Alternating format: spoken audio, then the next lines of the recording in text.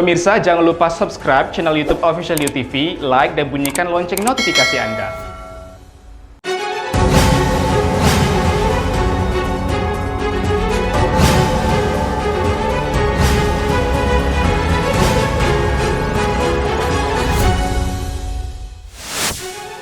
Buruh ancam demo perusahaan jika pecat karyawan ikut demo. 22 korban erupsi Gunung Semeru ditemukan meninggal dunia. Mantan penyidik KPK dituntut 12 tahun penjara. Halo pemirsa, kita berjumpa dalam program UNews. Program ini memberikan informasi bermakna kepada Anda mengenai sejumlah peristiwa menarik di tanah air. Bersama saya Yulia Dutari dan inilah UNews selengkapnya. Aksi unjuk rasa buruh menolak penetapan upah minimum kota terus berlangsung dalam sepekan di Kota Batam, Kepulauan Riau. Kali ini buruh menyatakan akan menggelar unjuk rasa besar-besaran jika perusahaan melarang karyawannya untuk ikut dalam aksi unjuk rasa. Unjuk rasa buruh menolak penetapan upah minimum Kota Batam 2022 di Batam terus berlangsung. Hingga Selasa 7 Desember, buruh kembali menggelar aksi unjuk rasa di Gedung Geraha Kepri Batam. Sehari sebelumnya, ribuan buruh turun ke jalan Kota Batam, menolak penetapan UMK oleh Gubernur Kepri Ansar Ahmad. Ketua Konsulat Cabang FSPMI Kota Batam, Ramon menyatakan, semua buruh yang terlibat unjuk rasa sudah berkoordinasi dengan serikat. Jika ada buruh diintimidasi pihak perusahaan yang ikut berunjuk rasa, serikat akan mendatangi perusahaan bersangkutan. Ada pengebosan terhadap pergerakan kita, ya. Tetapi sejauh ini masih bisa kita tangani, ya, masih bisa kita tangani. Nah, dan kita ingatkan, jika ada satu anggota aliansi, ya, yang kena sanksi daripada manajemen aliansi yang masuk di Serikat Kota Batam, kita akan datangin pabriknya dan kita akan demo besar-besaran di sini. Serikat buruh mengancam akan menggelar aksi unjuk rasa besar-besaran di perusahaan memecat karyawannya karena ikut berunjuk rasa. Perusahaan diminta agar tidak main-main dengan buruh yang turun ke jalan. Jadi ini warning, ya, buat para pengusaha. Jangan ada satupun anggota aliansi yang kena sanksi dengan pergerakan upah yang berkeadilan ini. Karena kita sudah sepakat, kita akan datangin pabriknya dan kita akan demo besar-besaran di situ. Jangan main-main. Kalau sudah masalah upah, masalah perut, jangan main-main.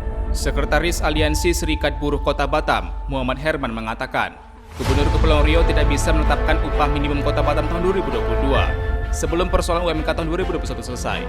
Gubernur belum bisa menetapkan UMK 2022 sebelum UMK 2022 clear. Karena apa? UMK 2021 sudah jelas. Sudah jelas apa ya? Putusan pengadilan baik itu lagi Pinang maupun PT Tun Medan bahwasanya ada kekurangan bayar UMK 2021 sebesar selisihnya 115.000. Jadi gubernur harus dulu menaikkan UMK 2021 sebesar 114.000 baru bisa menaikkan UMK 2022. Buruh menyampaikan permohonan maaf kepada masyarakat Kota Batam yang terganggu akibat unjuk rasa. Dari Batam, Kepulauan Riau, Alamuddin, UTV mengabarkan. 22 orang dilaporkan meninggal dunia dan 27 orang hilang akibat bencana erupsi Gunung Semeru di Kabupaten Lumajang, Jawa Timur.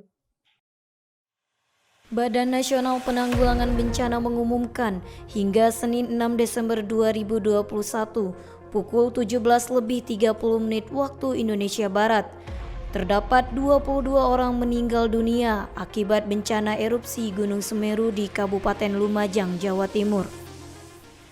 Kepala Pusat Data Informasi dan Komunikasi Kebencanaan BNPB, Abdul Muhari melalui konferensi pers daring Senin 6 Desember 2021 menjelaskan, dari 22 korban tersebut, 14 diantaranya dari Kecamatan Pronojiwo, sementara 8 orang berasal dari Kecamatan Candipuro. Sementara berdasarkan laporan Pusat Pengendalian Operasi, masih ada 27 orang yang hilang dan saat ini menjadi fokus pencarian tim. Dan total masyarakat terdampak, baik itu di 2 kecamatan yang terdampak langsung guguran awan panas maupun di 8 kecamatan yang terdampak debu vulkanik sejumlah 5.205 orang.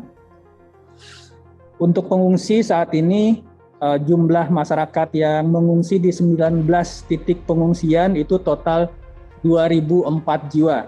Dikabarkan sebanyak 305 orang mengungsi di 9 titik kecamatan Pronojiwo, 1.136 orang di 6 titik kecamatan Candipuro, dan 563 orang di 4 titik kecamatan Pasirian.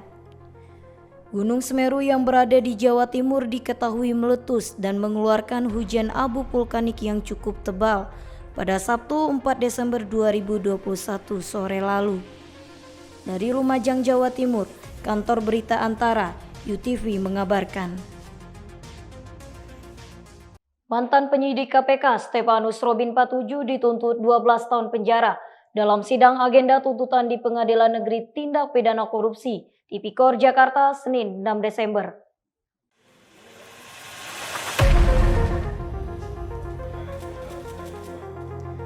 Jaksa Penuntut Umum KPK menuntut terdakwa suap sejumlah penanganan perkara di KPK, Stefanus Robin Patuju 12 tahun penjara.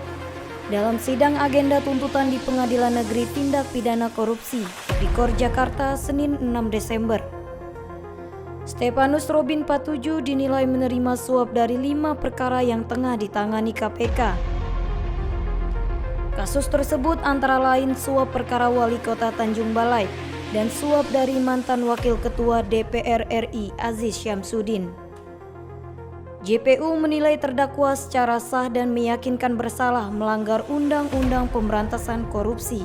Menyatakan terdakwa Stefanus Robin Patuju terbukti secara sah dan meyakinkan bersalah melakukan tindak pidana korupsi sebagaimana dalam dakwaan pertama melanggar pasal 12 huruf A junto pasal 18 Undang-Undang Nomor 31 Tahun 1999 tentang pemberantasan tindak pidana korupsi sebagaimana telah diubah dengan Undang-Undang Nomor 20 Tahun 2001 tentang perubahan atas Undang-Undang Nomor 31 Tahun 1999 tentang pemberantasan tindak pidana korupsi junto pasal 55 ayat 1 ke 1 dan pasal 65 ayat 1 KUHP. 2. Menjatuhkan pidana terhadap terdakwa dengan pidana penjara selama 12 tahun dan pidana denda sejumlah Rp500 juta subsidiar 6 bulan kurungan. JPU KPK juga menuntut terdakwa Stefanus Robin Patuju membayar uang pengganti sebesar 2,3 miliar rupiah dengan ketentuan apabila tidak dibayarkan dalam waktu 1 bulan setelah putusan pengadilan memperoleh kekuatan hukum tetap, maka harta bendanya akan disita. Bila harta benda tidak mencukupi membayar uang pengganti, maka diganti dengan hukuman kurungan selama 2 tahun. Robin akan menyampaikan nota pembelaan dalam agenda sidang selanjutnya, Senin 20 Desember mendatang. Dari Jakarta, Denny Hardimansyah, UTV mengabarkan.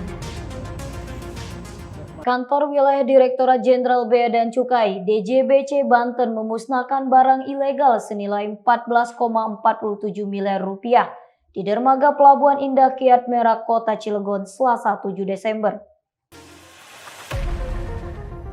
Sejumlah barang ilegal hasil tangkapan DJBC Banten dimusnahkan di dermaga Pelabuhan Indah Kiat Merak Kota Cilegon Selasa 7 Desember. Barang ilegal yang dimusnahkan mulai dari hasil tembakau rokok, hasil pengolahan tembakau lainnya, HPTL cerutu, dan minuman beralkohol. Barang ilegal dimusnahkan merupakan hasil tangkapan operasi penindakan DJBC Banten selama tahun 2021. Pertama, hasil tembakau rokok jumlahnya 13.363.929 batang. Kemudian HPTL, vape ya, ada 88 botol, yang botolnya kecil putih. Kemudian ada 20 batang cerutu dan ada 1.932 botol minuman mengandung etil alkohol ya, dengan minuman keras. Nilai barang kurang lebih 14,47 miliar dan potensi kerugian negara sebesar 9,8 miliar. Pemusnahan barang milik negara senilai 14,47 miliar rupiah dan barang rampasan negara senilai 30,3 juta rupiah ini guna mencegah gangguan stabilitas perekonomian dan industri barang sejenis di dalam negeri. Pihak Kanwil DJBC Banten akan terus meningkatkan pengawasan dan penindakan terhadap barang-barang ilegal, mengingat masih banyak beredarnya barang ilegal yang dapat merugikan negara. Pemusnahan jutaan barang ilegal itu dilaksanakan di kantor wilayah DJBC Banten, disaksikan pihak terkait seperti Kejaksaan Tinggi Banten, TNI dan Polri. Dari Banten, Kantor Berita Antara, UTV mengabarkan. Transportasi laut tujuan Kabupaten Kepulauan Anambas dihentikan sementara waktu dikarenakan gelombang air laut tinggi mencapai 1,5 meter. Kapal penumpang rute Tanjung Pinang Kepulauan Anambas batal berangkat dari Pelabuhan Sri Bintan Pura Tanjung Pinang pada Senin 6 Desember 2021 siang. Pembatalan pemberangkatan kapal karena masih tingginya gelombang di laut. Badan Meteorologi, Klimatologi, dan Geofisika BMKG Tanjung Pinang mencatat gelombang di laut Kepulauan Anambas mencapai 1,5 meter. Pembatalan keberangkatan kapal penumpang tersebut telah diberitahukan kepada para calon penumpang dan operator kapal. Kapal yang tujuan ke Anambas itu kapal Seven Star atau PLC. Untuk hari ini kapal tersebut tidak berangkat karena kita dengar kata BMKG ombak agak lumayan tinggi dan kapal pun memberitahu sama kita bahwa hari ini mereka tidak berangkat. Otoritas Pelabuhan Sri Bintan Pura Tanjung Pinang menyebutkan keberangkatan kapal penumpang rute Tanjung Pinang Anambas tersebut akan dijadwalkan kembali apabila cuaca di laut dinilai sudah aman untuk pelayaran. Dari Tanjung Pinang, Kepulauan Riau, Muhammad Hairudin, UTV mengabarkan. Seorang pria nekat mencuri sepeda motor hanya untuk jalan-jalan. Beni Saragih nekat mencuri sepeda motor di Jalan Nusantara, kilometer 17, Kecamatan Bintan Timur, Kabupaten Bintan, Kepulauan Riau, Selasa 7 Desember. Unit Reskrim Polsek Bintan Timur, Polres Bintan, berhasil membekuk Beni di kediamannya, kilometer 12 Tanjung Pinang. Saat ditangkap polisi, Beni mengakui perbuatannya. Dari keterangan polisi, motif Beni mencuri sepeda motor lantaran ingin memiliki sepeda motor karena tak mempunyai uang membeli. Saat ada kesempatan, Beni langsung bawa sepeda motor dari teras rumah korban. Mengambil sepeda motor yang sedang parkir di depan rumah dalam keadaan kunci masih menempel di kontak motor. Jadi kunci itu masih menempel di kontak motor. Beni tidak kapok masuk bui atau penjara. Pasalnya, baru sebulan bebas dari penjara kasus narkotika, sekarang masuk lagi kasus pencurian sepeda motor. Jalan-jalan aja bang? Jalan-jalan aja? Ya karena saya baru bebas kan. Jadi saya belum ada duit kan untuk beli motor kan. Ya saya ambil aja lah. Ya karena pas saya lewat ke situ kan, bang ada kuncinya jadi saya bawa aja lah motor itu. Atas perbuatannya, Beni diduga melanggar pasal 362 KUHP dengan ancaman hukuman penjara paling lama 5 tahun. Dari Bintan, Kepulauan Riau, Muhammad Hairudin, UTV mengabarkan. Polisi meringkus seorang pemuda berinisial HA karena disangka melakukan percobaan ruda paksa pada gadis berusia 19 tahun. Polsek Bintan Timur meringkus seorang pemuda berinisial HA karena disangka melakukan percobaan ruda paksa pada gadis berusia 19 tahun. Kapolsek Bintan Timur, AKP Suwardi, dalam konferensi pers pada 7 Desember mengatakan, motif percobaan ruda paksa tersebut karena masalah asmara tersangka dengan korban sebelumnya, di mana tersangka sempat mengutarakan isi hatinya kepada korban, akan tetapi mendapat penolakan dari korban. Diduga karena cintanya ditolak korban, tersangka mencoba melakukan perbuatan tersebut pada saat korban sedang tertidur. Namun saat tersangka beraksi, korban terbangun dan berteriak meminta tolong. Tidak terima diperlakukan tersangka seperti itu, korban melapor ke polisi hingga akhirnya tersangka diamankan. Memasuki rumah korban melalui pintu belakang rumah korban dan kemudian menghampiri korban yang sedang tertidur dan langsung mendekap mulut korban dengan tangan sebelah kanan dengan maksud untuk menyetubuhi korban. Adapun motif pelaku, tersangka menyukai korban namun korban tidak merespon terhadap tersangka. Sementara tersangka mengaku menyesal atas perbuatannya tersebut dan saat kejadian, dirinya mengaku sedang terpengaruh minuman keras. Udah mabuk berat itu. Minum di mana berarti? Kamu kenal sama dia? Kenal. Kamu ada mengucapkan cinta sama dia tak? Nah, terus dia? Ditolak atau? Tidak direspon. Iya. Oh gitu. Atas kejadian tersebut, korban menderita luka memar pada bagian mulut serta mengalami trauma. Dari Bintan, Kepulauan Riau, Muhammad Hairudin, UTV mengabarkan. Badan Urusan Logistik Bulog Subdivre Tanjung Pinang, Kepulauan Riau menjamin stok beras aman saat perayaan Natal dan Tahun Baru.